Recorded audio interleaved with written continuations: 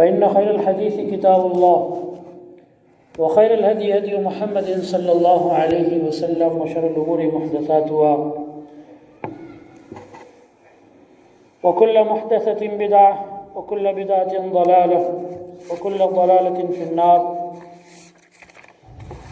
فأعوذ بالله السميع العليم من الشيطان الرجيم. بسم الله الرحمن الرحيم. قاف والقرآن المجيد والعجيب أن جاءهم منذر منهم فقال الكافرون هذا شيء عجيب أئذا متنا وكنا ترابا ذلك رجع بعيد قد علمنا ما تنقص الأرض منهم وعندنا كتاب حفيظ بل كذبوا بالحق لما جاءهم فهم في أمر مريج أفلم ينظروا إلى السماء فوقهم كيف بنيناها وزيناها وما لها من فروج والأرض مددناها وألقينا فيها رواسي وأنبتنا فيها من كل زوج بهيج تبصرة وذكرى لكل عبد منيب ونزلنا من السماء ماء مباركا فأنبتنا به جنات وحب الحصيد والنخل باسقات لها طلع نضيد رزقا للعباد وأحيينا به بلدة ميتا كذلك الخروج كذبت قبلهم قوم نوح وأصحاب الرس وثمود وعاد وفرعون وإخوان لوط وأصحاب الأيكة وقوم تبع كل كذب الرسل فحق وعيد أفأعينا بالخلق الأول بل هم في لبس من خلق جديد. أعوذ بالله من الشيطان الرجيم. بسم الله الرحمن الرحيم. لقد رضي الله عن المؤمنين إذ يبايعونك تحت الشجرة فعلم ما في قلوبهم فأنزل السكينة عليهم وأثابهم فتحا قريبا. رب اشرح لي صدري ويسر لي أمري واحلل عقدة من لساني يفقهوا قولي. رب زدني علما رب زدني علما رب زدني علما. رب يسر ولا تعسر وتمم بالخير. رب يسر ولا تعسر وتمم بالخير. سبحانك لا علم لنا إلا ما علمتنا إنك أنت العليم الحكيم. تمام تعریف ہر طرح کی کبریائی اور برائی اس وحدہ لا شریک کے لیے لائق و زیبا ہے جو ساری دنیا کا خالق مالک پالنہار ہے. بے شمار درود و سلام ہو تاجدار مدینہ احمد مجتبیٰ محمد مصطفیٰ صلی اللہ علیہ وسلم پر اور ان کے آل و اولاد اصحاب اور متبعین پر.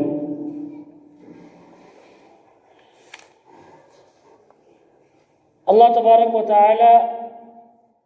نے اس دنیا کے اندر انسانوں کی ہدایت کے لیے بے شمار نبیوں اور رسولوں کو بھیجا اور ان میں سے کچھ نبیوں کے بارے میں اللہ تعالیٰ نے ہمیں بیان فرمایا, کچھ نبیوں کے بارے میں اللہ تعالیٰ نے ہم سے بیان نہیں کیا, لیکن کم و بیش ان کی تعداد جو بتائی جاتی ہے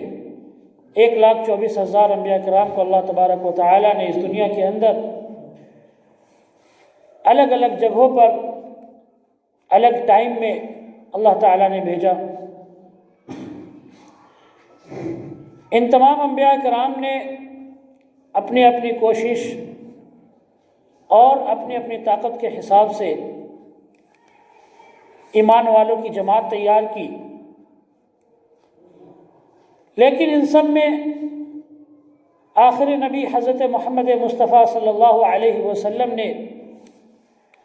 اپنے ساتھیوں کی اور ایمان والوں کی جو مضبوط جماعت تیار کی اس کی مثال پوری دنیا میں کہیں نہیں ملتی, پوری تاریخ میں کہیں نہیں ملتی. اللہ کے رسول صلی اللہ علیہ وسلم نے اپنے صحابہ کرام کی ایسی پاک جماعت تیار کی جس کے بارے میں خود اللہ کے رسول صلی اللہ علیہ وسلم نے فرمایا کہ یہ میرے صحابہ ستاروں کی طرح ہے کہ ان میں سے جن کے بھی تم پیچھے چلو گے تم کامیابی پا جاؤ گے. اور ان سب سے بڑھ کر اس جماعت میں سب سے افضل اور سب سے بہتر حضرت ابوبکر رضی اللہ تعالیٰ عنہ، پھر حضرت عمر رضی اللہ تعالیٰ عنہ، اور تیسرے نمبر پر حضرت عثمان رضی اللہ تعالیٰ عنہ، اور چوتھے نمبر پر حضرت علی رضی اللہ تعالیٰ عنہ ہیں۔ یہ خلفائے راشدین جن کو خود اللہ کے رسول صلی اللہ علیہ وسلم نے، جن کے بارے میں بشارت دی، خوشخبری دی، ایک جگہ پر نہیں بلکہ کئی جگہوں پر اللہ کے رسول صلی اللہ علیہ وسلم نے اس بات کی خوشخبری دی کہ یہ خلفائے راشدین جو چاروں نیک خلیفہ ہیں، یا یہ جو میرے صحابہ کرام ہیں، جو میرے قریب ترین صحابہ کرام ہیں، اللہ تبارک و تعالی ان کو جنت میں داخل فرمائے گا۔ اللہ کا شکر ہے کہ ہم نے اس سے قبل کے خطبوں میں افضل البشر بعد الانبیاء، نبیوں کے بعد سب سے بہتر انسان حضرت ابوبکر رضی اللہ تعالی عنہ کی زندگی کے بارے میں دیکھا، اور پھر اس کے بعد اللہ کے رسول صلی اللہ علیہ وسلم نے جس صحابی کے بارے میں فرمایا تھا کہ اللہ کے دین کے معاملے میں اگر کوئی سب سے زیادہ سخت ہے تو وہ حضرت عمر رضی اللہ عنہ، ان کے بارے میں ہم نے دیکھا۔ اور آج کے خطبے میں انشاءاللہ تبارک و تعالی ہم نبی اکرم صلی اللہ علیہ وسلم کے ایک ایسے ہی جانثار صحابی کی زندگی کو دیکھیں گے جن کے بارے میں اللہ کے رسول صلی اللہ علیہ وسلم نے فرمایا کہ وَأَصْدَقُهُمْ حَيَاءً عثمان، کہ میرے صحابہ میں یا میری امت میں سب سے زیادہ حیا کرنے والے، شرم کرنے والے اگر کوئی ہے تو وہ حضرت عثمان رضی اللہ عنہ، ایک ایسے صحابی جن کے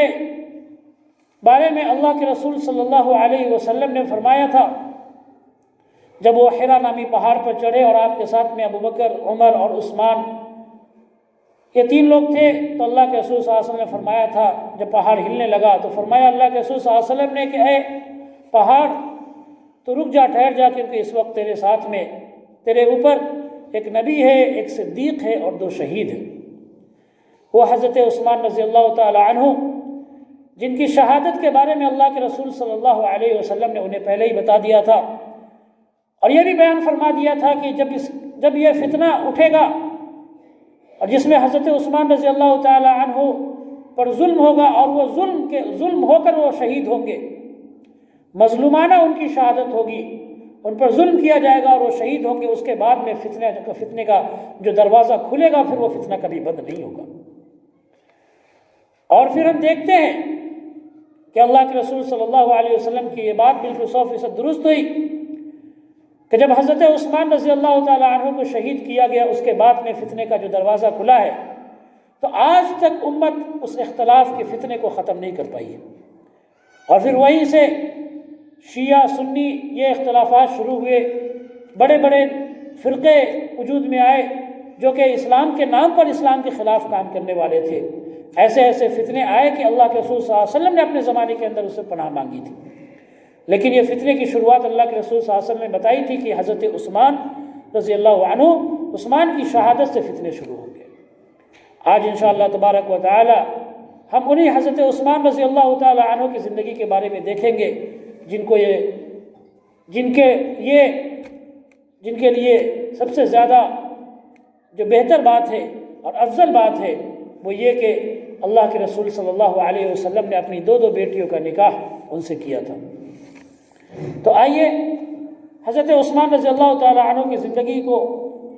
دیکھنے سے پہلے ان کی ابتدائی زندگی، ولادت اور پیدائش کے بارے میں دیکھتے ہیں۔ ہم سب کو معلوم ہے کہ اللہ کے رسول صلی اللہ علیہ وسلم کی پیدائش ہوئی ہے 570 عیسوی میں، یہ ابھی 2020 چل رہا ہے، اور 570 عیسوی میں اللہ کے رسول صلی اللہ علیہ وسلم کی پیدائش ہوئی ہے۔ یہ وہ سال تھا جس میں ہاتھی والا واقعہ پیش آیا تھا۔ ہاتھی والا واقعہ یعنی ابرہہ نامی ایک بادشاہ تھا، اور وہ مکہ کو، کعبہ کو ڈھانے کے ارادے سے آیا تھا، کعبہ کو گرانے کے ارادے سے آیا تھا۔ تو عرب کے زمانے میں، پہلے زمانے جاہلیت میں کوئی کیلنڈر نہیں تھا، تو لوگ کسی بڑے حادثے سے، بڑے واقعے سے تاریخ کو یاد رکھا کرتے تھے۔ تو جس سال یہ واقعہ پیش آیا جب ہاتھی والوں کو پرندوں نے، ابابیل پرندوں نے اپنے پیڑوں میں کنکریوں سے مارا تھا، ان کو ہلاک کیا تھا، اسی سال اللہ کے رسول صلی اللہ علیہ وسلم کی پیدائش ہوئی، اور اس کے ٹھیک 6 سال کے بعد میں حضرت عثمان رضی اللہ تعالی عنہ کی پیدائش ہوئی۔ تو حضرت عثمان رضی اللہ تعالی عنہ اللہ کے رسول صلی اللہ علیہ وسلم سے 6 سال چھوٹے تھے، اور آپ کا خاندان بھی کئی واسطوں سے جا کر نبی اکرم صلی اللہ علیہ وسلم کے خاندان سے مل جاتا ہے،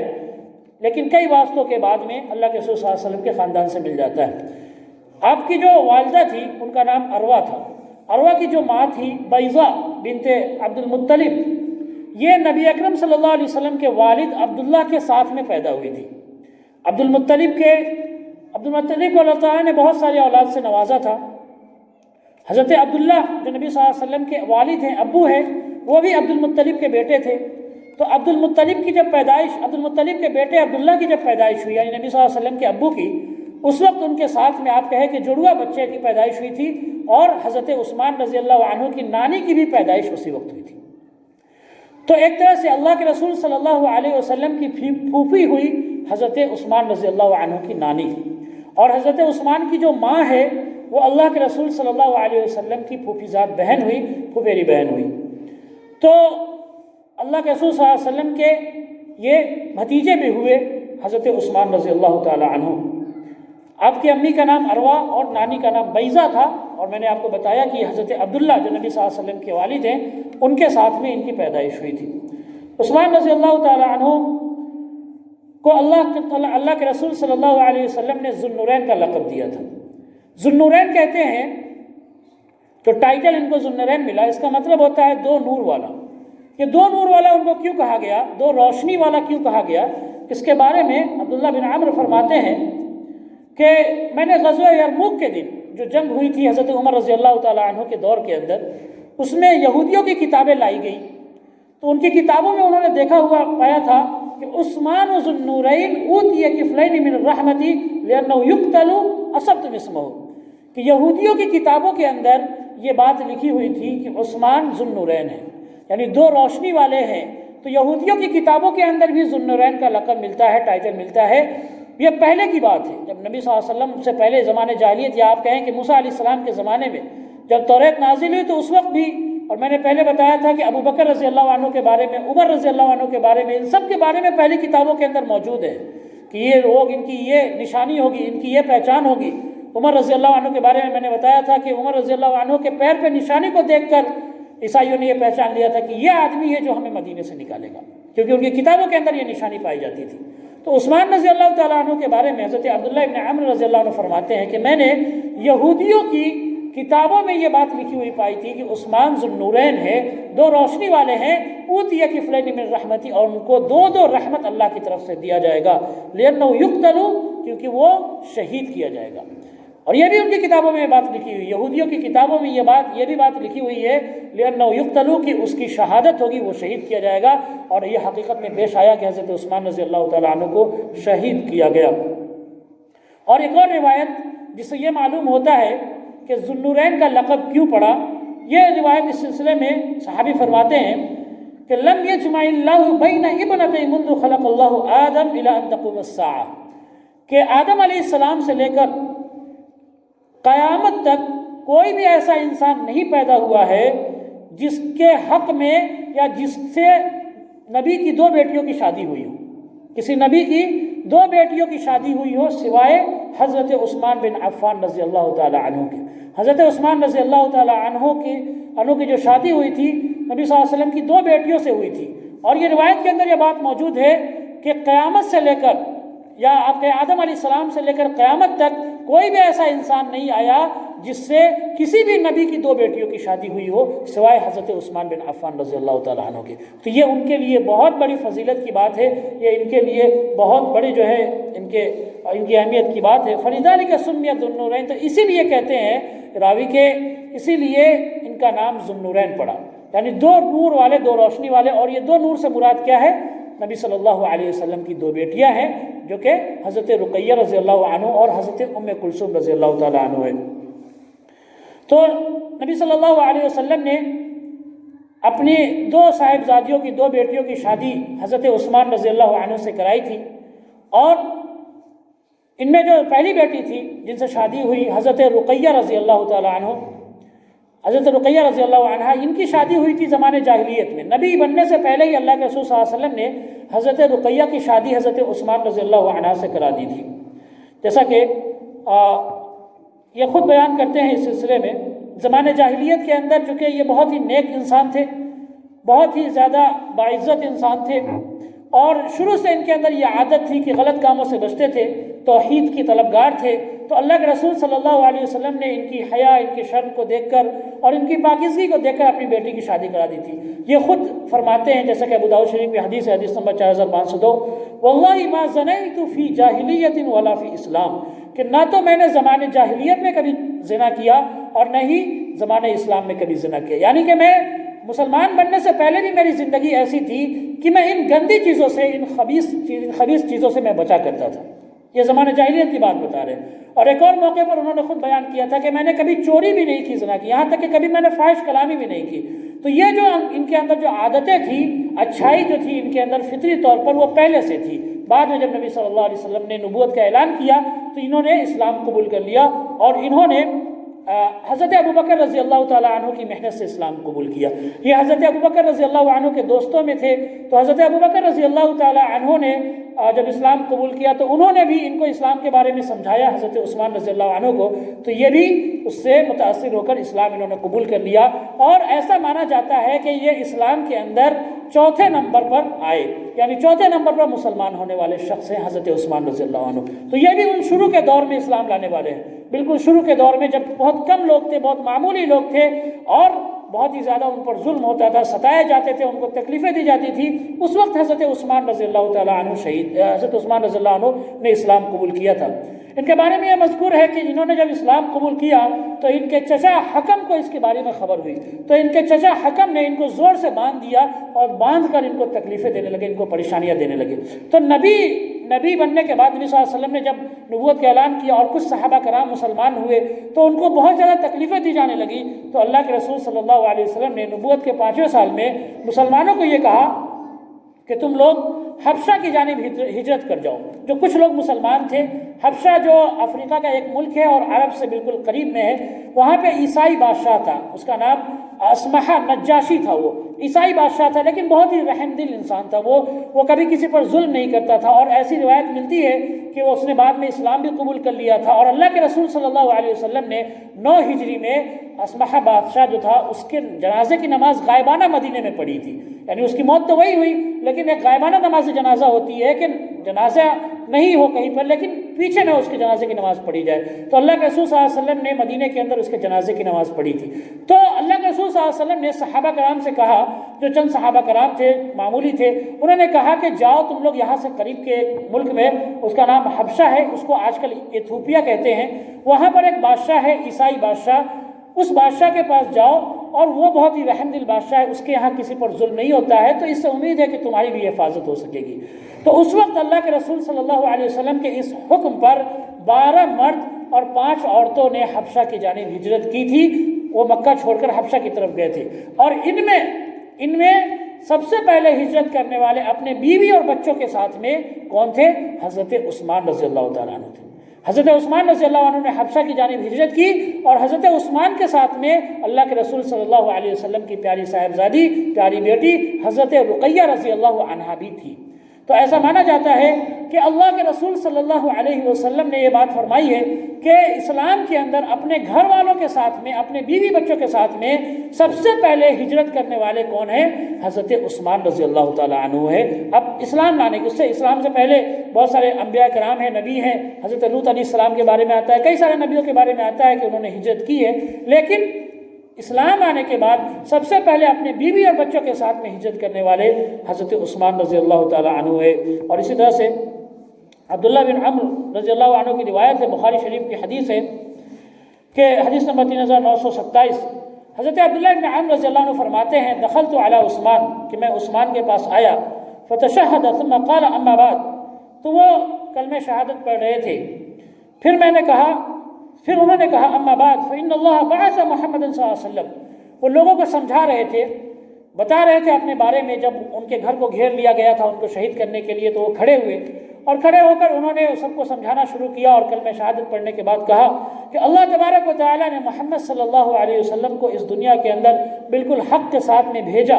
وَكُنْتُ مِمَّنْ اسْتَجَابَ لِلَّهِ وَلِرَسُولِهِ، اور میں ان لوگوں میں تھا جنہوں نے اللہ اور اللہ کے رسول صلی اللہ علیہ وسلم کی دعوت پر لبیک کہا، اللہ کے رسول صلی اللہ علیہ وسلم کی دعوت کو قبول کیا، وَآمَنَ بِمَا بُعِثَ بِهِ محمد صلی اللہ علیہ وسلم کہ اور میں نے ایمان قبول کیا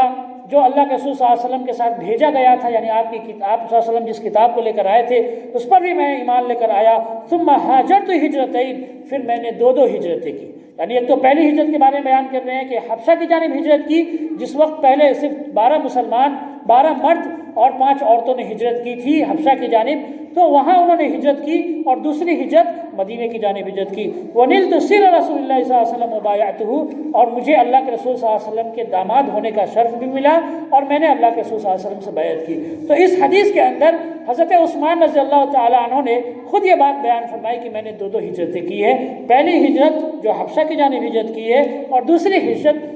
مدینہ کی جانب ہجرت کی ہے۔ فواللہ ما عصیتہ وغششتہ، تو یہ کہتے ہیں حضرت عثمان رضی اللہ عنہ کہ خدا کی قسم میں نے اللہ کے رسول صلی اللہ علیہ وسلم کی کبھی نافرمانی نہیں کی، وغششتہ، اور نہیں کبھی اللہ کے رسول صلی اللہ علیہ وسلم کو دھوکہ دیا، حتیٰ توفاہ اللہ، یہاں تک کہ اللہ کے رسول صلی اللہ علیہ وسلم کی وفات ہو گئی، آپ اس دنیا سے چلے گئے لیکن میں نے کبھی آپ کی نافرمانی نہیں کی اور کبھی میں نے آپ کو دھوکہ نہیں دیا۔ تو اس حدیث کے اندر میں یہ معلوم ہوتا ہے کہ حضرت عثمان رضی اللہ عنہ بھی ان لوگوں میں تھے جنہوں نے حبشہ کی جانب ہجرت کی تھی اور دوسری ہجرت بھی کی مدینہ کی جانب ہجرت کی۔ مدینہ کی جانب ہجرت کر کے آپ آئے، حضرت رقیہ رضی اللہ عنہا اپنی بیوی کو لے کر آئے اور یہاں آ کر رہنے لگے مدینہ کے اندر۔ مدینہ کے اندر جب بدر کی لڑائی پیش آئی، جو سن 2 ہجری کے اندر جنگ بدر کا واقعہ پیش آیا، جب مکہ کے مشرکین 1000 کی تعداد میں آنے لگے اور مسلمانوں پر حملہ کرنے کے لیے، اور بدر کے میدان پر لڑائی ہوئی تھی، اور اس وقت مسلمان صرف 313 کی تعداد میں تھے، لیکن اللہ تبارک و تعالیٰ نے اس وقت بھی فتح نصیب فرمائی تھی۔ لیکن حضرت عثمان رضی اللہ تعالیٰ عنہ کو اللہ کے رسول صلی اللہ علیہ وسلم نے اجازت نہیں دی تھی بدر کی لڑائی میں جانے کی، جنگ بدر میں جانے کی اجازت نہیں دی تھی۔ کیوں نہیں دی تھی؟ اس وجہ سے کہ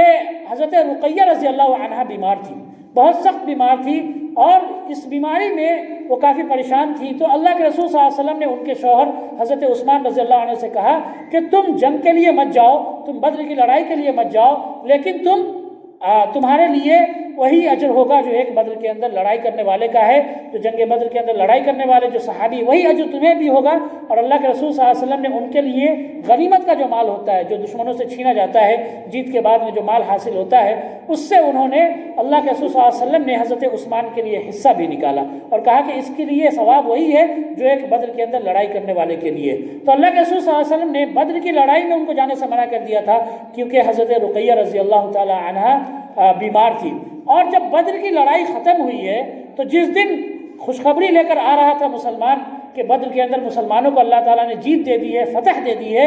یہ وہ موقع تھا جب حضرت رقیہ رضی اللہ تعالی عنہا کو دفن کیا جا رہا تھا، ان کا انتقال ہو چکا تھا، اسی دن انتقال ہو چکا تھا جس دن بدر کی لڑائی میں مسلمانوں نے جیت حاصل کی تھی۔ تو یہ بہت یوم الفرقان اس کو کہا گیا ہے کہ یہ اس دن حق اور باطل کے درمیان فرق ہو گیا، جو غزوہ بدر کی لڑائی ہوئی۔ تو اللہ کے رسول صلی اللہ علیہ وسلم کی یہ سب سے بڑی خوشی کا دن تھا، اللہ کے رسول صلی اللہ علیہ وسلم کے لیے سب سے بڑی مسرت کا دن تھا، لیکن ان کو ایک بڑی تکلیف بھی پہنچی تھی، بہت دکھ بھی ہوا تھا۔ وہ دکھ کیا تھا کہ آپ کی پیاری صاحبزادی حضرت رقیہ رضی اللہ عنہا کا انتقال ہو گیا تھا، اور اس کے بارے میں بخاری شریف کے اندر حدیث ہے، حدیث نمبر 1342،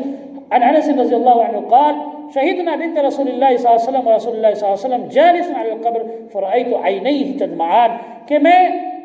رسول اللہ صلی اللہ علیہ وسلم کی بیٹی کے جنازے میں حاضر ہوا تھا۔ حضرت انس کہتے ہیں کہ نبی صلی اللہ علیہ وسلم کی بیٹی کے جنازے میں حاضر ہوا تھا اور اللہ کے رسول صلی اللہ علیہ وسلم قبر پر بیٹھے ہوئے تھے، فرأیت عینیہ تدمعان، تو میں نے دیکھا کہ آپ کی آنکھوں سے آنسو بہ رہے ہیں، آپ کی آنکھوں سے آنسو بہ رہے ہیں، آپ رو رہے ہیں اپنی بیٹی کی قبر پر بیٹھ کر، اور اس وقت قبر کے پاس میں بیٹھ کر اللہ کے رسول صلی اللہ علیہ وسلم رو رہے تھے۔ لیکن وہ دن تھا جب کہ مسلمانوں کو بڑی فتح نصیب ہوئی تھی، مسلمانوں کو یہ بتایا گیا تھا کہ آج کے دن حق اور باطل میں فرق ہو گیا، لیکن ایک تکلیف، ایک دکھ نبی صلی اللہ علیہ وسلم کو یہ بھی پہنچا تھا اس دن کہ آپ کی پیاری بیٹی کا انتقال ہو گیا تھا۔ تو اس حدیث سے ہمیں یہ بھی معلوم ہوتا ہے کہ اگر کوئی انسان کسی کے دل کے اندر محبت ہے، اپنے کسی قریبی اس کا کوئی فوت ہو جاتا ہے، دنیا سے چلا جاتا ہے، تو تھوڑے بہت آنسو بہانے میں کوئی حرج نہیں ہے، لیکن اس کا مطلب یہ نہیں ہے کہ وہ گلے پھاڑنے لگے، اپنے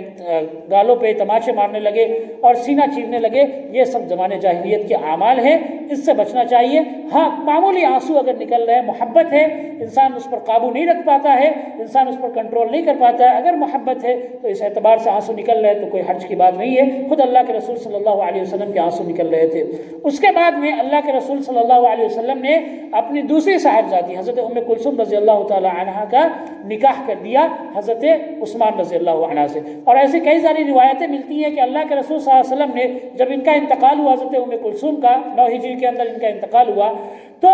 اللہ کے رسول صلی اللہ علیہ وسلم نے یہ بات بتائی کہ اگر میرے پاس 100 بیٹیاں بھی ہوتی تو میں 100 بیٹیوں کی شادی حضرت عثمان رضی اللہ تعالی عنہ سے کرا دیتا۔ کیوں؟ کیونکہ وہ پاک باز تھے، بہت ہی نیک تینت تھے، اور اللہ تبارک و تعالیٰ نے ان کے اندر شرافت بہت زیادہ رکھی تھی، حیا بہت زیادہ رکھی تھی ان کے اندر۔ تو اس سے ہمیں یہ بھی معلوم ہوتا ہے کہ انسان جب اپنے لیے داماد چنے، اپنی بیٹی کا رشتہ ڈھونڈے، تو حیا والا انسان چنے، پاکیزہ انسان چنے، جس کا نفس اور جس کا اخلاق پاک ہو، ایسے آدمی کو چنے۔ تو اللہ کے رسول صلی اللہ علیہ وسلم نے رقیہ کی شادی کے بعد میں ام کلثوم رضی اللہ عنہ کی شادی حضرت عثمان رضی اللہ عنہ سے کرا دی۔ اور اس کے بعد میں یہ اس بارے میں حدیثیں ملتی ہے کہ جب اللہ کے رسول صلی اللہ علیہ وسلم نے شادی کرانے کا ارادہ کیا تو اس وقت ایسا موقع تھا کہ حضرت عمر رضی اللہ عنہ کی جو بیٹی تھی حضرت حفصہ، ان کے بھی شوہر کا انتقال ہو چکا تھا، یہ بھی بدر کے اندر تھے، تو ان کے شوہر کا انتقال ہو چکا تھا۔ تو حضرت عمر نے حضرت عثمان سے کہا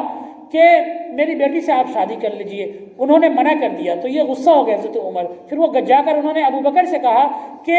آپ میری بیٹی سے شادی کر لیجئے، تو حضرت ابو بکر رضی اللہ عنہ نے کچھ جواب نہیں دیا، تو یہ اس پر اور زیادہ غصہ ہو گئے۔ پھر وہ حضرت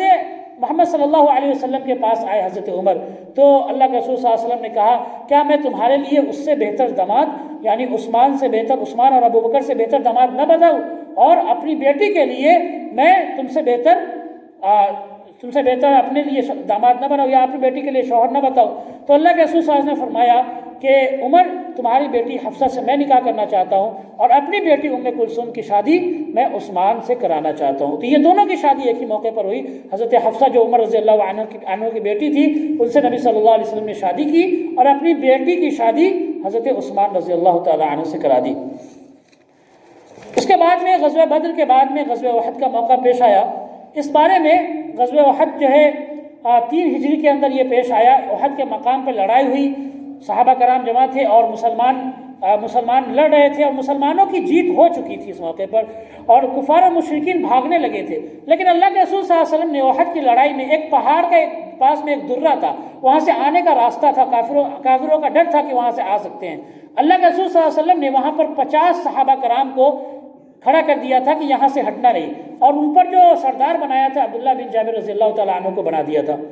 تو جب مسلمانوں نے دیکھا کہ اب دشمن بھاگ رہے ہیں، کافر بھاگ رہے ہیں، تو یہ لوگ، اللہ کے رسول صلی اللہ علیہ وسلم نے چونکہ منع کیا تھا کہ جب تک میرا حکم نہ آئے یہاں سے ہٹنا نہیں ہے، تو انہوں نے یہ سوچا کہ اللہ کے رسول صلی اللہ علیہ وسلم کا حکم یہ ہے کہ جب تک جو ہے کافر بھاگ نہ جائے تب تک یہاں سے ہٹنا نہیں ہے۔ تو یہ لوگ وہاں سے ہٹ گئے، 50 صحابہ کرام تھے، وہ وہاں سے ہٹے، اور مال غنیمت کا جو مال تھا اس کو لینے کے لیے سب لوگ دوڑنے لگے۔ ان کے سردار نے عبداللہ بن جابر رضی اللہ تعالیٰ عنہ نے انہیں روکا، بہت روکا، لیکن وہ مانے نہیں۔ جب دشمنوں نے، جو خالد بن ولید رضی اللہ عنہ جو بعد میں مسلمان ہوئے، یہ اس وقت کافروں کی طرف سے، مشرکوں کی طرف سے تھے، انہوں نے دیکھا کہ یہ راستہ خالی ہو گیا ہے مین، تو پیچھے سے آ کر انہوں نے حملہ کر دیا، اور ایسی حالت میں مسلمان بالکل ہی پریشان حال ہو گئے کہ سامنے سے ادھر سے دشمن تو تھا ہی، پیچھے سے بھی آ کر خالد بن ولید نے اور اکرمہ جو ابو جہل کا بیٹا تھا، دونوں نے آ کر حملہ کر دیا، اور کئی سارے ان کے اوپر جو ہے دشمن ٹوٹ پڑے، جس کی وجہ سے کئی سارے صحابہ کرام وہاں پر بھاگ کر مدینے کی طرف آ گئے،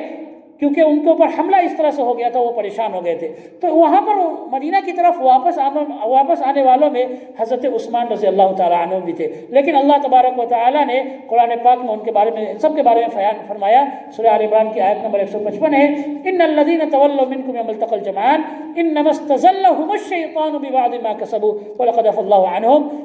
کہ شیطان نے ان کو پھسلا دیا تھا، یعنی کہ مال کی لالچ ان کے دل میں ڈال دی تھی، وہ مال کی طرف دوڑ پڑے اور اللہ کے رسول صلی اللہ علیہ وسلم کے حکم کو بھول گئے۔ تو اللہ تعالیٰ نے ان کے بارے میں فرمایا وَلَقَدْ عَفَا اللَّهُ عَنْهُمْ، لیکن اللہ تعالیٰ نے ان سب کی مغفرت فرما دی ہے، ان سب کو معاف کر دیا، اب ان کے اوپر کوئی کسی طرح کا گناہ نہیں ہے۔ غزوہ احد کے بعد میں سن 6 ہجری کے اندر حدیبیہ میں صلح ہوئی، یعنی نبی صلی اللہ علیہ وسلم نے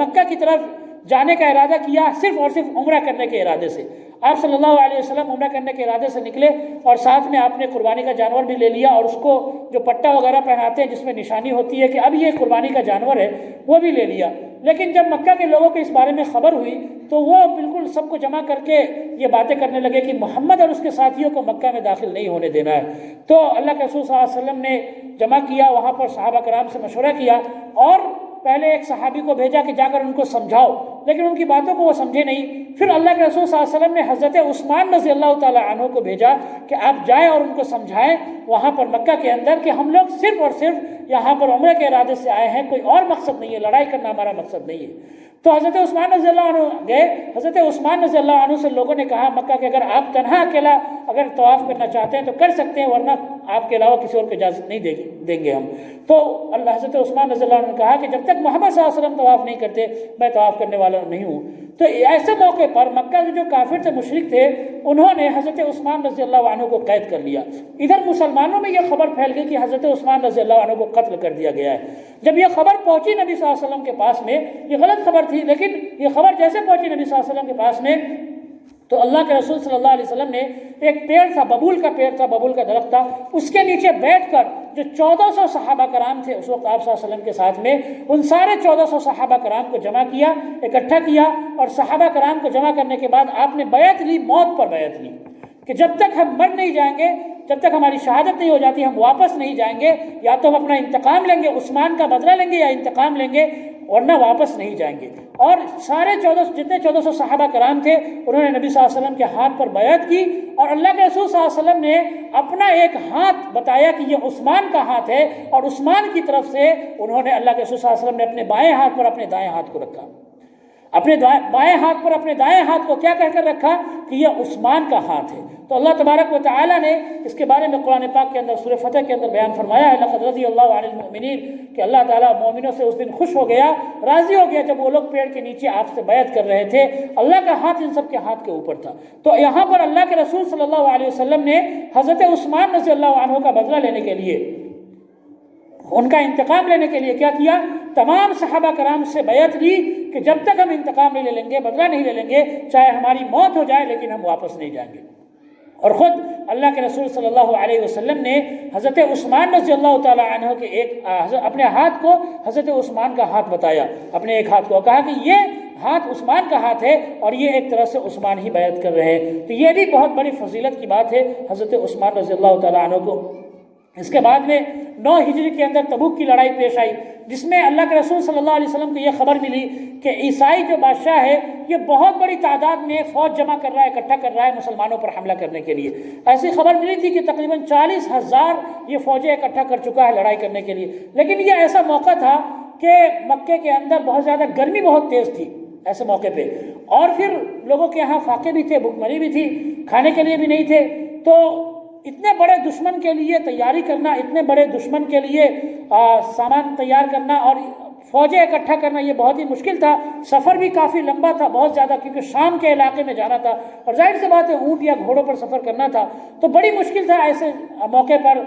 فوج کو تیار کرنا، فوج کو اکٹھا کرنا۔ لیکن اللہ کے رسول صلی اللہ علیہ وسلم کو یہ خبر مل چکی تھی اور اجازت اور جانا بھی تھا آپ صلی اللہ علیہ وسلم کو فوج کے سامنا کرنے کے لیے، دشمن کا سامنا کرنے کے لیے۔ تو ایسے موقع پر اللہ کے رسول صلی اللہ علیہ وسلم نے تمام صحابہ کرام سے کہا کہ جس کے پاس جو بھی ہے اللہ کے راستے میں دینا چاہتا ہے وہ دے دے۔ یہی موقع پر وہ واقعہ بھی پیش آیا تھا کہ حضرت عمر رضی اللہ عنہ گھر کا آدھا سامان لے کر آ گئے اور بڑے خوش تھے کہ آج تو ہم ابو بکر سے آگے بڑھ جائیں گے۔ تو ابو بکر رضی اللہ عنہ کو دیکھا کہ وہ اپنے گھر کا پورا سامان لے کر آ رہے ہیں، اور اللہ کے رسول صلی اللہ علیہ وسلم نے پوچھا کہ ابو بکر کیا چھوڑ کر آئے ہو گھر پہ؟ کہا کہ اللہ اور اللہ کے رسول کا نام چھوڑ کر آئے۔ حضرت عمر نے کہا کہ میں ابو بکر سے کبھی آگے نہیں بڑھ سکتا۔ تو اس موقع پر جیسا کہ ترمذی شریف کی روایت ہے، حدیث نمبر 3751، حضرت عبد الرحمن بن سمرہ فرماتے ہیں جاء عثمان الی النبی صلی اللہ علیہ وسلم ب1000 دینار، کہ نبی صلی اللہ علیہ وسلم کے پاس عثمان 1000 دینار لے کر آئے۔ دینار جو ہوتا ہے یہ کیا ہوتا ہے؟ یہ سونے کا سکہ ہوتا ہے دینار، اور کافی قیمتی ہوتا ہے سونے یہ دینار. آپ اس وقت کے حساب سے اندازہ لگانا چاہیں تو بہت مشکل ہے، یہ کافی آپ اگر صحیح سے اندازہ لگائیں تو 5-6 لاکھ سے اوپر بھی جا سکتا ہے اس کی قیمت. تو حضرت عثمان رضی اللہ تعالیٰ عنہ 1000 دینار لے کر آئے، اور جو روایت کرنے والے، حدیث بیان کرنے والے، وہ کہتے ہیں کہ میں نے اپنے حدیث کی کتاب میں لکھا ہوا دیکھا کہ وہ اپنے اس میں جو ہوتا ہے کپڑے کا جو دامن ہوتا ہے اس کے اندر وہ پکڑ کے اس کے اندر سارے پیسے کو باندھ کر لائے، اور انہوں نے نبی صلی اللہ علیہ وسلم کی گود میں پورے 1000 دینار کو رکھ دیا. اور پھر اس کے بعد میں نبی اکرم صلی اللہ علیہ وسلم کے بارے میں فرما رہے ہیں کہ نبی صلی اللہ علیہ وسلم کو میں نے دیکھا یقلبها فی حجرہ، کہ آپ صلی اللہ علیہ وسلم ان پیسوں کو 1000 دینار کو یا سونے کے سکوں کو آپ الٹ پلٹ رہے ہیں، وَيَقُولُ، اور کہہ رہے ہیں کہ آج کے بعد سے عثمان کوئی بھی کام کرے، اس کا کوئی بھی برا کام اس کو نقصان نہیں پہنچائے گا. یہ اللہ کے رسول صلی اللہ علیہ وسلم نے بات فرمائی. کیوں؟ ان کو ایسے وقت میں جب بالکل تنگی کا وقت تھا، فوج کے لیے سامان تیار کرنا تھا، تو حضرت عثمان رضی اللہ تعالی عنہ نے ان کے لیے سامان تیار کیا. اور یہ بھی بات آتی ہے روایتوں میں کہ تقریباً حضرت عثمان رضی اللہ عنہ نے 11,000 فوجوں کے سامان کو تیار کیا. 11,000 فوج کے لیے ان کے ساز و سامان، ان کے لیے گھوڑے، ان کے لیے کھانے پینے کا سامان تیار کیا، صرف اور صرف کس نے؟ حضرت عثمان رضی اللہ عنہ نے. ان کو اللہ تعالیٰ نے بے شمار دولت سے نوازا تھا، لیکن دولت اتنی ہونے کے باوجود بھی کبھی انہوں نے آرام اور آسائش کی زندگی نہیں گزاری، بلکہ اپنی دولت، ساری کی ساری دولت کو وہ اللہ کے راستے میں خرچ کرتے تھے، اللہ کے راستے میں لٹاتے تھے. اور اللہ تبارک و تعالیٰ نے ایسے موقع پر کتنی زیادہ سختی تھی، کتنی زیادہ تنگی تھی، اس کا ذکر خود اللہ تبارک و تعالیٰ نے قرآن پاک میں فرمایا ہے. سورہ توبہ آیت نمبر 92 میں وَلَا عَلَى الَّذِينَ إِذَا مَا أَتَوْكَ لِتَحْمِلَهُمْ قُلْتَ لَا أَجِدُ مَا أَحْمِلُكُمْ عَلَيْهِ تَوَلَّوْا وَأَعْيُنُهُمْ تَفِيضُ مِنَ الدَّمْعِ، کہ اے نبی ان لوگوں پر کوئی گناہ نہیں ہے جو آپ کے پاس آ رہے ہیں اور آپ سے کہہ رہے ہیں کہ ہمارے پاس شوق تو ہے جنگ میں جانے کا، لیکن سامان نہیں ہے، گھوڑے نہیں ہیں. اللہ کے رسول ہمارے لیے گھوڑے تیار کر دیجئے، سامان تیار کر دیجئے. لیکن اللہ کے رسول صلی اللہ علیہ وسلم خود کہہ رہے ہیں لا اجد ما احملکم علیہ، کہ مجھے کچھ نہیں ہے کہ میں تمہارے لیے سامان تیار کروں، میرے پاس بھی کچھ نہیں ہے. تو اللہ تعالیٰ نے فرمایا کہ تولوا واعین تفیض من الدم حزنا، کہ یہ لوگ یہاں سے لوٹ کر جا رہے ہیں، ان کی آنکھوں سے آنسو بہ رہے ہیں. اور یہ جو صحابہ کرام تھے جن کے پاس شوق تو بہت زیادہ تھا جانے کا جنگ میں، لیکن سامان نہیں تھا، تو یہ اتنا زیادہ آ کر اللہ کے رسول صلی اللہ علیہ وسلم کے پاس روتے تھے کہ خود اللہ کے رسول صلی اللہ علیہ وسلم بھی رونے لگے. تو اس کا ذکر اللہ تبارک و تعالیٰ نے قرآن پاک میں کیا ہے. تو اس موقع پر سب سے زیادہ خرچ کرنے والے، اس موقع پر فوج کو تیار کرنے والے کوئی اور نہیں تھے بلکہ حضرت عثمان رضی اللہ تعالیٰ عنہ ہی تھے. تو یہ بہت بڑی فضیلت کی بات ہے، اس لیے کہ اللہ کے رسول صلی اللہ علیہ وسلم نے یہ بات فرمائی کہ آج کے بعد سے عثمان کوئی بھی غلطی کرے، آج کے بعد سے عثمان کوئی بھی گناہ کرے، اس سے عثمان کو کوئی نقصان نہیں پہنچے گا. اس نے اتنی زیادہ اسلام کی مدد کی ہے، نبی اکرم صلی اللہ علیہ وسلم کی مدد کی. اور صرف ایک ہی مثال نہیں ہے، آپ رضی اللہ عنہ نے جتنا خرچ کیا، حضرت عثمان نے جتنا خرچ کیا اللہ کے راستے میں، اس کی ایک ہی مثال نہیں ہے بلکہ کئی ساری مثالیں موجود ہیں. میں آپ کے سامنے بہت مختصر طور پر 2-3 رکھنے کی کوشش کروں گا. مدینہ جب مسلمان آئے تو ان کو وہاں کا پانی پسند نہیں آیا، وہاں کے پانی بہت عجیب تھے، تو ان کو پینے کے اندر بڑی تکلیف ہوتی تھی پانی پینے میں. لیکن مدینہ کے اندر ایک کنواں تھا، اس کنواں کا نام تھا بیر روما. اس کنویں کا پانی بہت ہی میٹھا تھا اور بہت ہی زیادہ صاف پانی تھا، اور مسلمان جو مہاجر تھے وہ جو اس کو پیتے تھے تو اس سے ان کو بڑا فائدہ ہوتا تھا اور وہ بہت اچھا لگتا تھا ان کو، دوسرا پانی انہیں اچھا نہیں لگتا تھا. تو اس موقع پر صحابہ کرام کو دقت یہ پیش آتی تھی کہ وہ جو کنویں کا جو مالک تھا وہ فری میں اس سے پانی نہیں بیچتا تھا، وہ پیسے لے کر پانی دیا کرتا تھا. تو اسے خریدنے میں بہت سارے مسلمانوں کو دقت ہوتی تھی، کیونکہ یہ ایسا موقع تھا کہ مسلمان اپنے گھر کو چھوڑ کر آئے تھے، تو ان کے لیے معمولی پیسے بھی بہت مشکل سے جڑ پاتے تھے، تو پانی پینے کے لیے وہ کہاں سے پیسے دیتے. تو اللہ کے رسول صلی اللہ علیہ وسلم نے اس کے مالک سے ایک بار کہا کہ کیا تم جنت کے ایک نہر، جنت کے ایک چشمے کے بدلے میں، جنت کے ایک کنویں کے بدلے میں اس کو تم اللہ کے راستے میں تحفہ دو گے، اللہ کے راستے میں اس کو وقف کرو گے؟ تو اس مالک نے منع کر دیا، کہا کہ اللہ کے رسول میرے پاس اس کے علاوہ، میرے بچوں کے لیے اس کے علاوہ کوئی اور چیز نہیں ہے، اسی سے ہمارا گھر چلتا ہے. تو اس موقع پر حضرت عثمان رضی اللہ تعالیٰ عنہ کو جب خبر ملی تو حضرت عثمان رضی اللہ تعالیٰ عنہ فوراً تیار ہوئے، جیسا کہ مسند احمد کی روایت ہے. اللہ کے رسول صلی اللہ علیہ وسلم نے فرمایا من یبتاع بئر روما غفر اللہ لہ، کہ کون ہے جو اس روما نامی کنویں کو خریدے، اس آدمی کی اللہ تبارک و تعالیٰ مغفرت فرمائے گا. اللہ کے رسول صلی اللہ علیہ وسلم نے بات فرمائی کہ جو بھی اس کنویں کو خریدے گا اللہ تبارک و تعالیٰ اس کی مغفرت فرمائے گا، اللہ اس کو معاف فرمائے گا. تو بخاری شریف کی روایت ہے، حدیث نمبر 2778، حضرت عبد الرحمن رضی اللہ تعالیٰ عنہ فرماتے ہیں ان عثمان حیث اوسر اشرف علیہم وقال انشدکم ولا انشدکم الا اصحاب نبی صلی اللہ علیہ وسلم الستم تعلمون۔ حضرت عثمان رضی اللہ عنہ نے کہا کیا تمہیں معلوم نہیں ہے کہ رسول اللہ صلی اللہ علیہ وسلم نے کہا کہ کون ہے جو اس روما نامی کنویں کو خریدے اور اس کو اللہ کے راستے میں وقف کر دے فلہ الجنہ، تو اس کو جنت ملے گی۔ فحفرتها، تو میں نے اس کو کنویں کو خریدا اور کنویں کو میں نے خرید کر اللہ کے راستے میں وقف کر دیا، اللہ کے راستے میں دے دیا۔ اور یہ بھی مذکور ہے، تاریخ لکھنے والوں نے، اتہاس لکھنے والوں نے لکھا ہے کہ حضرت عثمان رضی اللہ تعالی عنہ نے اس کنویں کو 35,000 درہم میں خریدا تھا۔ آپ سوچ سکتے ہیں 35,000 درہم، اگر آپ درہم کا اندازہ لگائے اس وقت کے حساب سے، تو جو دبئی کی جو درہم کی جو ریٹ چل رہی ہے، اگر ایک درہم 20 روپے، اس حساب سے اندازہ لگائے تو 7-8 لاکھ روپے جا سکتے ہیں 35,000 درہم کا۔ لیکن اس وقت کی درہم کی اور قیمت تھی، درہم چاندی کا سکہ ہوتا تھا، اور اس وقت کے زمانے میں جو درہم ہوتا تھا وہ 3-3 گرام کا ایک درہم ہوتا تھا، اور آج کے ٹائم میں ایک گرام چاندی کتنا ہے؟ 68-70 روپے ایک گرام چاندی ہے، اور 3 گرام کا صرف ایک درہم ہوتا تھا، اور 35,000 درہم میں حضرت عثمان رضی اللہ تعالیٰ عنہ نے اس کنویں کو خریدا۔ تو اگر ہم اندازہ لگائیں تو کروڑوں میں جا سکتے ہیں۔ تو اللہ تعالیٰ نے دولت تو بے شمار دی تھی، لیکن اس سے بڑھ کر اللہ کے رسول صلی اللہ علیہ وسلم، اللہ تعالیٰ نے حضرت عثمان رضی اللہ تعالیٰ عنہ کو خرچ کرنے کا دل دیا تھا، جذبہ دیا تھا، شوق دیا تھا کہ وہ اللہ کے راستے میں خوب دولتیں لٹایا کرتے تھے۔ تو 35,000 درہم میں اس کنویں کو حضرت عثمان رضی اللہ تعالیٰ عنہ نے خریدا اور خرید کر اللہ کے راستے میں وقف کر دیا، اللہ کے راستے میں دے دیا۔ اسی طرح سے ایک اور واقعہ ہے جو انہوں نے اللہ کے راستے میں خرچ کیا، وہ اس کا ایک اور واقعہ ہے کہ جب مسجد نبوی جو نبی صلی اللہ علیہ وسلم کی مسجد ہے، وہ جب مسلمان زیادہ ہونے لگے تو بھرنے لگی، تو نبی صلی اللہ علیہ وسلم نے اس موقع پر دیکھا کہ بڑی پریشانی ہوتی ہے صحابہ کرام کو مسجد میں بیٹھنے میں، تو چاہا کہ اس کو اور تھوڑا بڑھایا جائے، مسجد کو تھوڑا بڑا کیا جائے۔ تو ابن حبان کی روایت ہے، حضرت عثمان رضی اللہ عنہ فرماتے ہیں قال من ابتاع مربد بنی فلان غفر اللہ لہ، کہ اللہ کے رسول صلی اللہ علیہ وسلم نے فرمایا کہ کون ہے جو اس فلاں آدمی کے کھلیان جو خالی جگہ ہوتی ہے مسجد کے پاس میں تھی، اس کو خریدے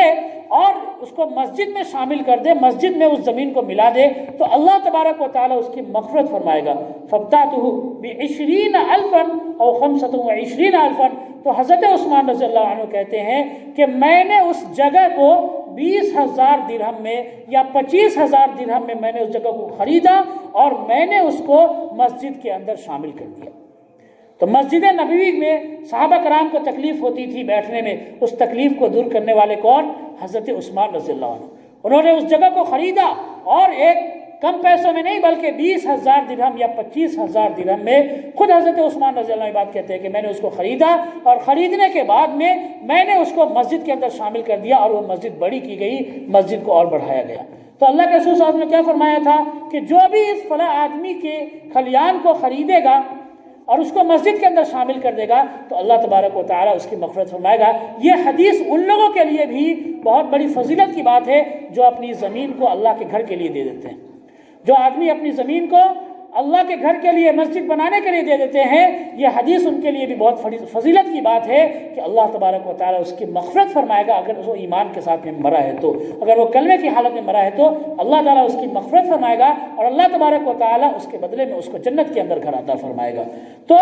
مسجد نبی کو بڑھانے والے حضرت عثمان رضی اللہ تعالیٰ عنہ ہے۔ اسی طرح سے نبی صلی اللہ علیہ وسلم کے جانے کے بعد بھی حضرت عثمان رضی اللہ عنہ اپنی دولت سے اللہ کے راستے میں خوب خرچ کرتے رہے اور مسلمانوں کو خوب دیتے رہے۔ ابو بکر صدیق رضی اللہ عنہ کے زمانے کا واقعہ ہے کہ حضرت ابو بکر رضی اللہ عنہ کے زمانے میں ایک مرتبہ بہت زیادہ بھوکمری آ گئی اور لوگوں کے لیے کھانے کے پاس کچھ نہیں تھا کھانے کے لیے، تو لوگوں نے آ کر حضرت ابو بکر رضی اللہ عنہ سے شکایت کی کہ ایسا ایسا معاملہ ہے، ہمارے پاس کھانے کے لیے کچھ نہیں ہے۔ حضرت ابو بکر نے کہا کہ صبر کرو، امید ہے انشاءاللہ تعالیٰ اللہ تعالیٰ کچھ نہ کچھ تمہارے لیے راستہ نکالے گا۔ تو صبح میں یہ خبر پھیلی پورے مدینے کے اندر کہ حضرت عثمان رضی اللہ تعالیٰ عنہ کا مال تجارت کر کے واپس آ رہا ہے، اور 1,000 اونٹوں پر حضرت عثمان رضی اللہ تعالیٰ عنہ کی دولت یا ان کا مال یا ان کی تجارت کا سامان واپس آ رہا تھا، نفع کر کے، فائدہ کر کے، کما کر شام سے 1,000 اونٹوں پر ان کا مال واپس آ رہا تھا۔ تو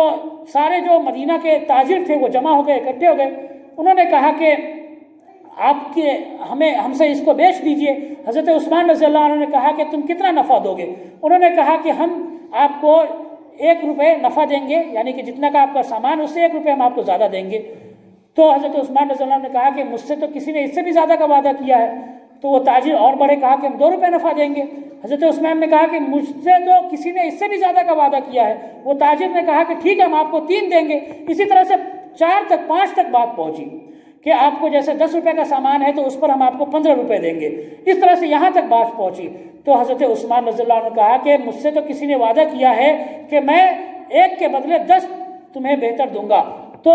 سارے تاجر تھے وہ پریشان ہو گئے، انہوں نے کہا کہ مدینہ کے ہم سبھی تاجر ہم ہیں، آپ سے کس نے یہ وعدہ کر دیا ہے کہ آپ کو 1 کے بدلے 10 دے گا؟ تو انہوں نے کہا حضرت عثمان رضی اللہ عنہ نے کہ مجھ سے اللہ تبارک و تعالیٰ نے وعدہ کیا ہے کہ اگر تو 1 کو اللہ کے راستے میں صدقہ کرے گا، خیر بانٹے گا، تو اللہ اس کے بدلے میں تجھے 10 بہتر دے گا۔ تو میں ان تمام مال کو، جو 1000 اونٹوں پر میرا مال ہے، ان تمام مال کو میں مدینے کے فقیروں کے لیے، مدینہ کے غریبوں کے لیے صدقہ کرتا ہوں، اللہ کے راستے میں خرچ کرتا ہوں۔ تو حضرت عثمان رضی اللہ عنہ نے ایسے وقت میں ان کے اونٹ کا جتنا مال تھا ان سارے مال کو انہوں نے اللہ کے راستے میں خرچ کر دیا۔ اور ایسا بیان کیا جاتا ہے کہ اس دن کے بعد سے مدینے کے اندر فقر و فاقہ اور غریبی بالکل ہی ختم ہو گئی، حضرت عثمان رضی اللہ تعالی عنہ کی دولت کی وجہ سے اور ان کے صدقہ اور خیرات کی وجہ سے۔ تو اللہ کے رسول صلی اللہ علیہ وسلم، اللہ تعالیٰ نے حضرت عثمان رضی اللہ تعالی عنہ کو جذبہ بہت دیا تھا، صدقہ کرنے کا، خیرات کرنے کا بہت زیادہ جذبہ دیا تھا۔ یہ تو حضرت عثمان رضی اللہ تعالی عنہ کی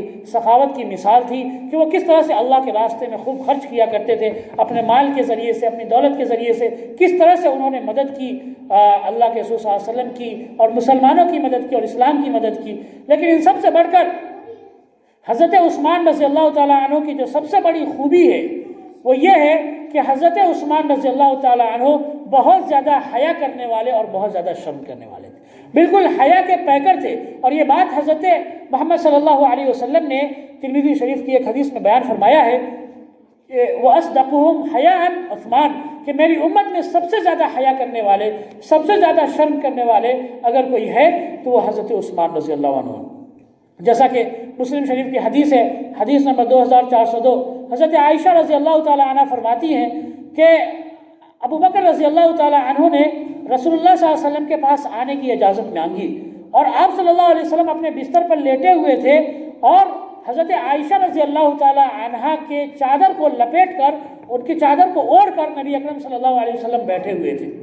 کہ اتنے میں حضرت ابو بکر رضی اللہ تعالیٰ عنہ آئے۔ حضرت ابو بکر رضی اللہ عنہ آئے، آپ نے اجازت دی، آپ اسی طرح سے بیٹھے رہے اور آپ نے بات کی، حضرت ابو بکر چلے گئے۔ پھر حضرت عمر آئے، حضرت عمر رضی اللہ تعالیٰ عنہ نے اجازت مانگی نبی صلی اللہ علیہ وسلم سے، اللہ کے رسول صلی اللہ علیہ وسلم اسی طرح چادر میں بیٹھے رہے اور آپ نے بات کی، حضرت عمر رضی اللہ عنہ چلے گئے۔ لیکن اتنے میں خبر ملی کہ حضرت عثمان رضی اللہ تعالیٰ عنہ نے اجازت مانگی ہے، تو حضرت عثمان رضی اللہ تعالیٰ عنہ کا نام سن کر انہوں نے فوراً، نبی صلی اللہ علیہ وسلم فوراً سنبھل گئے اور فوراً ہی اپنا کپڑا ٹھیک کر لیا اور اٹھ کر بیٹھ گئے۔ اور جب حضرت عائشہ رضی اللہ عنہا نے پوچھا ان سے کہ آپ نے ایسا کیوں کیا ہے، تو فرمایا کہ میں نے اس لیے کیا ہے کیونکہ اس سے جو ہے فرشتے بھی حیا کرتے ہیں، حضرت عثمان سے فرشتے بھی حیا کرتے ہیں، تو کیا میں ایسے آدمی سے حیا نہ کروں جس سے خود فرشتے حیا کرتے ہیں۔ تو یہ حضرت عثمان رضی اللہ تعالیٰ عنہ کی فضیلت ہے۔ انشاءاللہ تبارک و تعالی زندگی نے موقع دیا تو ان کے بارے میں مزید آگے آپ کو بیان کیا جائے گا۔ اللہ تعالیٰ سے دعا ہے کہ اللہ ہم سب کو کہنے سننے سے زیادہ عمل کرنے کی توفیق عطا فرمائے۔ وآخر دعوانا الحمدللہ رب العالمین وما علینا الا البلاغ۔